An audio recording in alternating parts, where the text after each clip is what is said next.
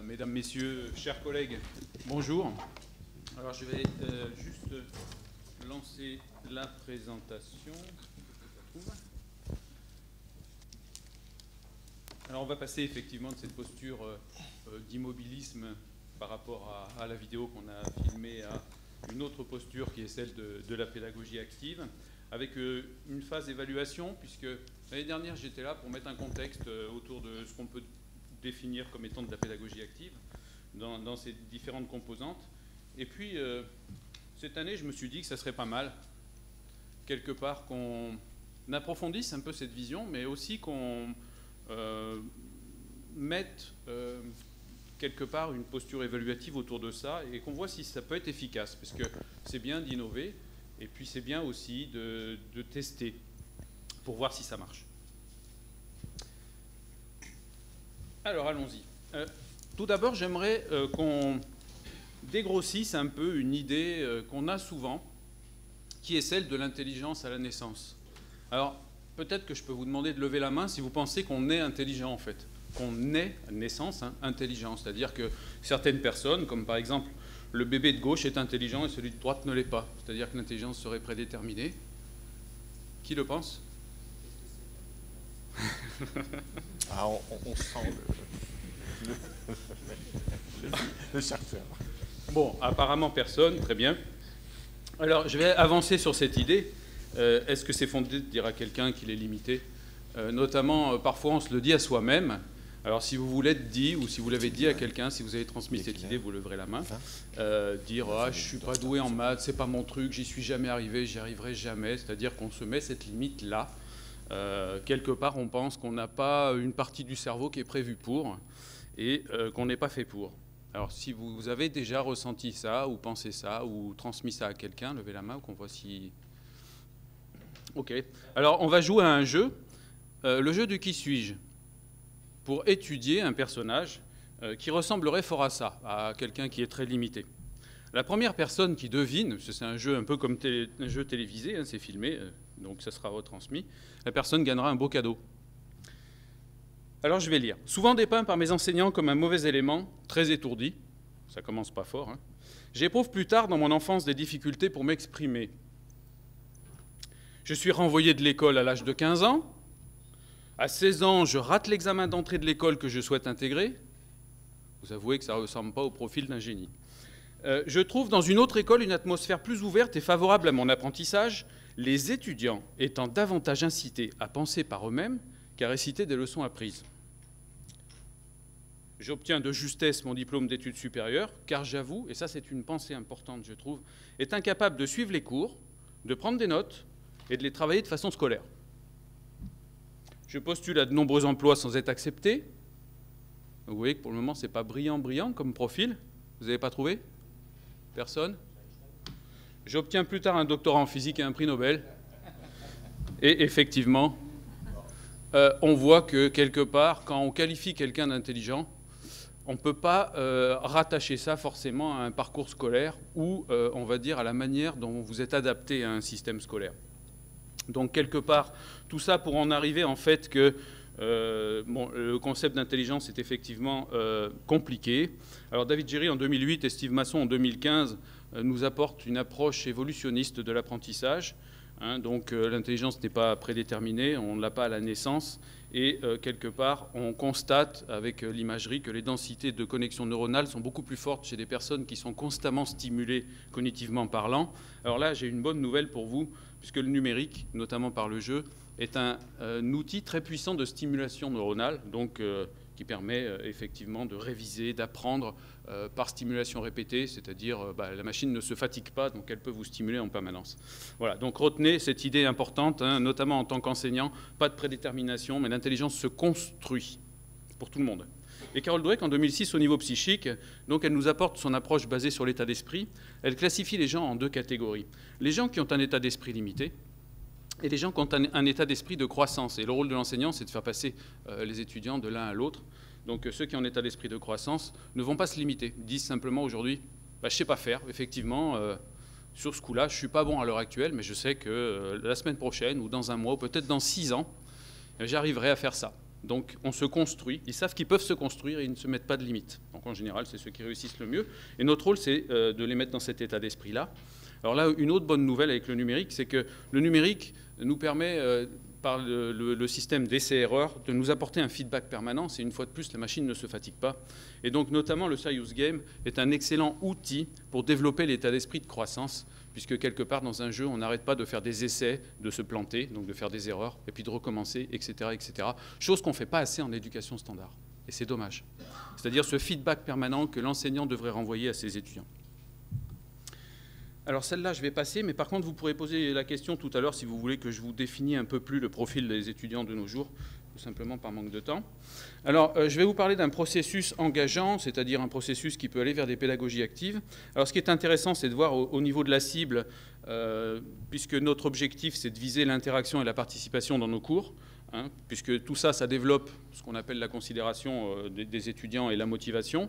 Et si vous prenez la peine, en tant qu'enseignant, de donner du sens à vos enseignements, ce qu'on fait à travers les Serious Games, hein, notamment, et du défi, gagne à ce jeu. À ce moment-là, on pousse à l'action nos étudiants et on va vers des pédagogies très actives dans le sens où les étudiants sont actifs et pas juste passifs en réception. Alors le problème, c'est que pour arriver à la participation, il faut augmenter la concentration. Alors pour être concentré, il faut être disponible. Et pour être disponible, le problème, c'est qu'il ne faut pas avoir plusieurs choses à faire à la fois. Alors notamment, moi j'ai noté ici pour l'enseignant classique dans un cours, c'est par exemple diminuer la prise de notes, sauf quand on est bien sûr dans les basses classes, puisque là on apprend à écrire. Mais de manière plus générale, je vous ai rapproché ça de l'ergonomie ou des règles de Serious Game. Et alors pourquoi je dis ça? Simplement parce que Swaller en 1994 nous théorise la double tâche et la charge cognitive. Alors je vous renvoie vers ça, parce que c'est quelque chose de très important en tant qu'enseignant, puisque souvent on demande à nos étudiants de faire trop de choses à la fois. C'est-à-dire si on regarde bien, s'ils sont dans une posture d'écrire, de comprendre, d'écouter, ça veut dire qu'ils écoutent, ils synthétisent, ils notent la synthèse, et on leur demande de comprendre, puisque juste après on leur dit « bon, vous avez compris ?» Personne ne répond, puis on continue, en considérant qu'ils ont compris. Mais en fait, ce n'est pas le cas, puisqu'en fait, ils apprennent quand ils révisent. Et quand ils sont en cours, ils ont juste le temps de traiter cette information. Donc l'apprentissage ne se fait pas réellement en classe et il faut en avoir conscience. Et tout ça, c'est parce qu'on leur demande plusieurs tâches à la fois et que le cerveau ne sait pas faire deux tâches à la fois. Swaller donc le théorise en ayant fait des expériences qui montrent que quand on fait deux tâches, l'une interrompt l'autre et on commute de l'une à l'autre, on met 2 fois plus de temps et on fait 2 fois plus d'erreurs que si on avait fait d'abord l'une entièrement et après l'autre entièrement. Donc ça, c'est important. Et dans le jeu, l'ergonomie où les règles parfois sont trop compliquées, et nous mettre dans une posture de double tâche, puisqu'en fait, on s'intéresse au contexte qu'on a du mal à comprendre et pas au message qui est à l'intérieur. Ensuite, le classement de Hattie en 2009 nous montre que, effectivement, la considération et l'interaction sont 2 leviers principaux en fait dans l'apprentissage. Donc, il faut vraiment s'y intéresser. Si on ne développe pas ça, l'apprentissage ne se réalise moins bien. Et enfin, plus loin, Bandura et Locke nous montrent la motivation naturelle qu'a tout être humain adulte du moment qu'on donne du sens et du défi. Donc, c'est vraiment des points importants. Il faut vraiment travailler ça dans notre ergonomie d'apprentissage. Alors maintenant, je vais vous parler d'une expérience qu'on a fait justement, puisque je vous ai dit que je parlerais d'évaluation aujourd'hui, pour approfondir un peu ce que j'ai fait l'année dernière. Et donc, autour d'une promo d'adultes en formation continue, donc ils ont 25-30 ans d'âge moyen, qu'on recrute, donc en plus ils sont sélectionnés, on a évalué une pédagogie active. Alors, il faut bien comprendre que ces étudiants-là, ils ont un fort désir d'apprendre, ils sont sélectionnés, ils ont un projet professionnel, et ils sont très fortement engagés, sont capables de montrer leur satisfaction ou leur insatisfaction. Et dans ce contexte-là, on avait quand même des échecs. On se dit, waouh, ils sont sélectionnés, volontaires, motivés, et il y en a qui se plantent. C'est pas normal. Donc on a considéré l'échec comme une anomalie, on a remis en question nos enseignements et notre encadrement, et on a mis en place un plan d'action en 17 mesures que je n'ai pas le temps de vous détailler, mais que vous aurez sur les slides, et qui porte sur une pédagogie par projet, donc vraiment une mise en activité de l'apprenant, une organisation béton de formation, un décloisonnement des matières, etc., pour faire des projets transversaux, enfin une démarche assez active, donc en 2 slides. Et bien sûr, pour évaluer tout ça, alors avec beaucoup de numérique, hein, bien entendu, tout ça étant appuyé sur le numérique. Pour évaluer tout ça, donc on a fait 2 enquêtes par an pour assurer un feedback enseignant, étudiant et aussi entre enseignants. 10 questions avec un indice qualité pour chacune des questions et il faut au moins 80%, sinon on remet en cause la thématique et on fait une remédiation. Alors ce qui s'est passé, alors je vais vous montrer juste le graphique, hein, vous voyez il y a une période P1 qui est la période de pédagogie active, une période P2 où il y a eu abandon progressif, et après une période P3 de retour. Alors je reviens sur mon tableau pour que vous compreniez mieux.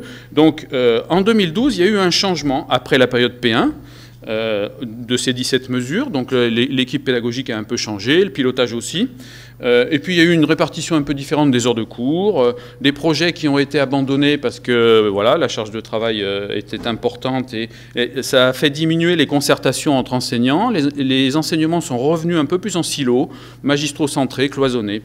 Voilà, donc pour les changements. Et donc ça fait ces 3 périodes. 7 promotions en pédagogie active, 4 promotions abandon progressif de cette démarche active, et puis sur la dernière, on est revenu un peu en arrière. Donc voilà ce que ça donne comme graphique. P1, pédagogie active, P2, abandon progressif, P3, retour. À la première question, à ce stade, les objectifs de la formation sont-ils atteints ? Sur P1, vous voyez qu'on a... alors, vous avez le tableau des moyennes et puis un verbatim à droite. On avait 95%, sur P2, 75%, donc une chute de 20%. 20%. Les objectifs sont beaucoup moins atteints dans une démarche magistrale, alors qu'on transmet la même chose, hein, simplement dans une posture active ou dans une posture plus magistro-centrée. C'était exactement les mêmes contenus, et on voit que les objectifs sont moins bien perçus. Sur les attentes, donc, vos attentes ont-elles été prises en compte? Donc là, c'est la question, on va dire, qui traite de l'individualisation, quelque part. Hein. Mais effectivement, quand on est en posture active, démarche de projet, l'enseignant est plus disponible pour passer de groupe en groupe et aider individuellement ou par paquet de 2 ou 3 ou 5.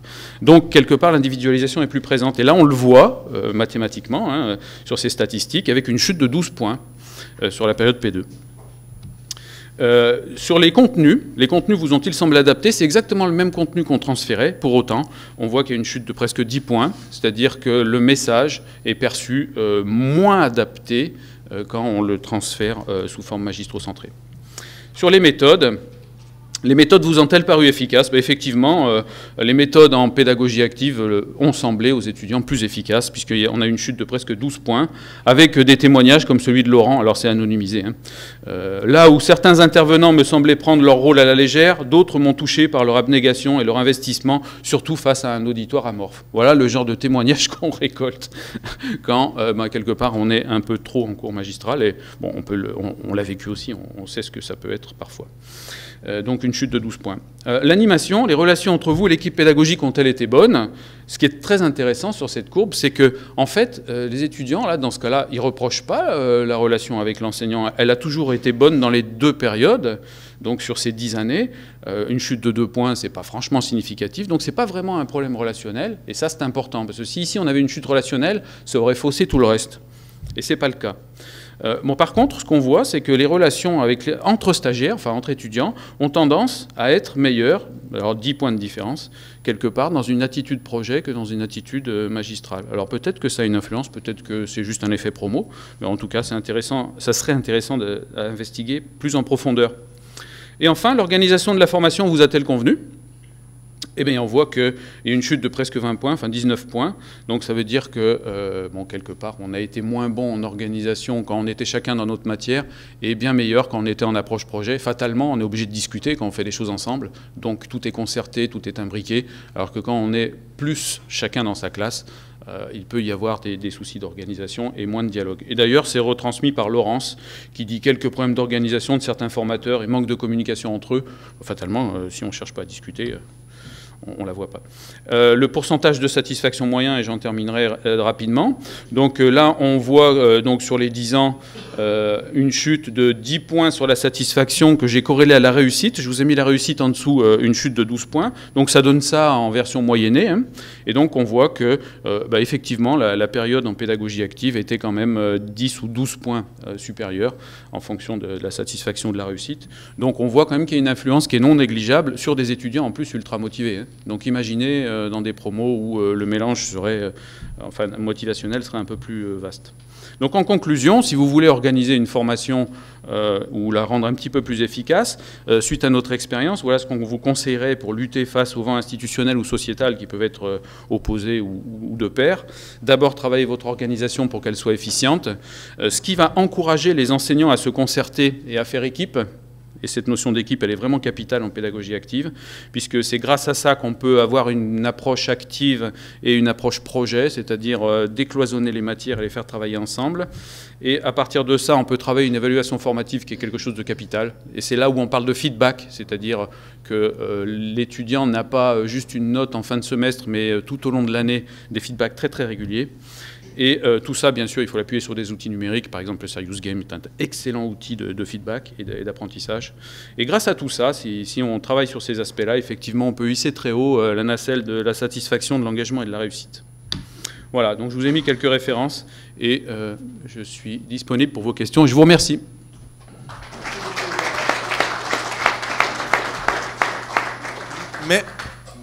Merci beaucoup Jean-François, extrêmement dynamisant pour cette première présentation. Alors, c'est vrai que c'est un petit peu difficile peut-être pour poser une question. J'avais quand même une question à te poser et je faisais la remarque à Jean-Claude à côté. Je prends l'exemple des masters, si je prends cela. On a, si je prends l'exemple d'une autre, énormément de professionnels. On fait master professionnel, master recherche. Je vais quand même penser que les masters recherche, ce sont d'autres professionnels, on va dire.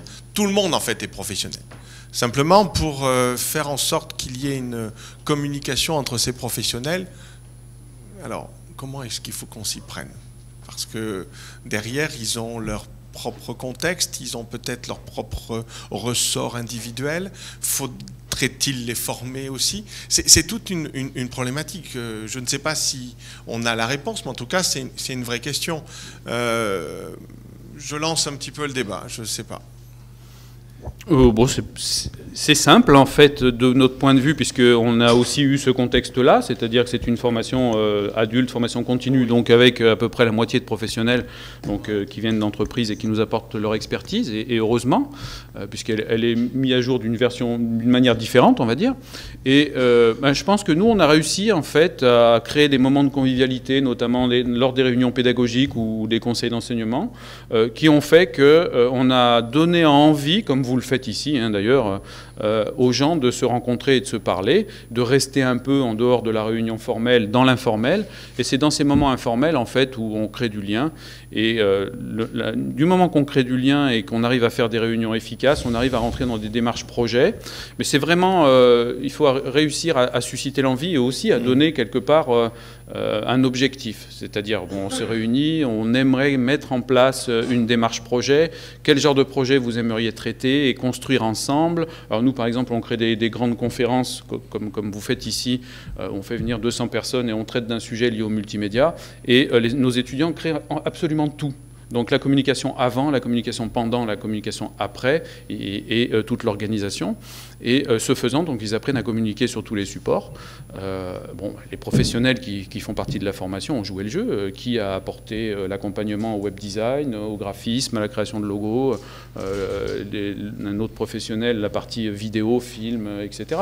Et donc chacun a mis en fait la pierre à l'édifice pour étayer en fait le projet, tout en sachant qu'ils se rendent compte que quand on fait une approche projet comme ça, les étudiants, on n'a pas besoin d'être derrière pour les faire travailler. Ils ont vraiment envie de travailler parce qu'ils travaillent sur un objectif concret pour eux. En plus, après, ils sont confrontés à des professionnels, ce qui est très valorisant pour eux, parce qu'ils peuvent distribuer des cartes de visite.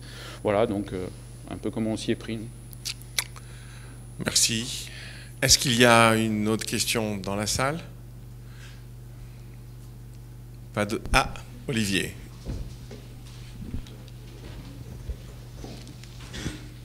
Bonjour. Moi, j'aurais une question entre les deux processus, donc centrés sur les cours magistraux et puis actives. Là, ce sont surtout les étudiants qui ont été interviewés. Du côté des enseignants, est-ce que vous pourriez dire un mot de la charge de travail et de l'ambiance de travail du côté des enseignants? Oui, alors charge de travail, effectivement, suivant les projets, ça peut demander du travail, d'organisation notamment. Mais ce qu'il en ressort, en fait, c'est que les enseignants, si l'animation est bonne, c'est-à-dire que c'est pour ça que j'ai commencé par la bulle de l'organisation. Il faut vraiment une organisation qui ne laisse pas à désirer, parce que les enseignants, du moment qu'ils voient que ça commence à être flou, et puis qu'il faut qu'ils fassent des relances, etc., ils abandonnent vite. Par contre, si l'organisation est vraiment efficace, l'enseignant suit. Tout simplement parce qu'il se rend compte qu'il a affaire à une classe qui est vraiment motivée, demandeuse de travailler dans ces conditions-là. Et donc, ils sont prêts à faire la part des choses entre quelques heures en plus d'animation, etc., de création de projets, et puis d'accompagnement individualisé. Je pense qu'ils sont conscients que, comme ça leur permet d'aller vers un accompagnement plus individualisé, c'est-à-dire au moins, au lieu d'avoir une classe complète en face, en fait, ils ont des groupes qui font des choses, et eux circulent. Et la modalité pédagogique n'est pas la même, elle est beaucoup plus sympathique, et on va beaucoup plus en profondeur de certaines choses. Et je pense que la charge de travail, elle est oubliée dans ces cas-là. Alors, après, il ne faut pas non plus qu'elle soit aberrante, hein, c'est-à-dire qu'il faut le gérer à un moment donné, il faut savoir s'arrêter dans un projet en disant « bon, là c'est bien, on pourrait faire mieux, mais on ne va pas y aller tout simplement parce que ça demanderait trop de moyens humains ou financiers ». Voilà, donc une fois de plus, c'est à la gestion de faire ça, c'est-à-dire de dire « là, on ne va pas aller plus loin que ce seuil-là, c'est bien, on a atteint nos objectifs pédagogiques et il ne faut pas aller plus loin ». Bien. Merci Jean-François, merci beaucoup. Avec plaisir, merci à vous. Et on va alors passer dans un autre registre. Je peux vous interrompre? Oui. Dans les serious games, tout est relatif. Et concernant donc la pédagogie active, donc on a vu que c'était très motivant. Hein, très motivant.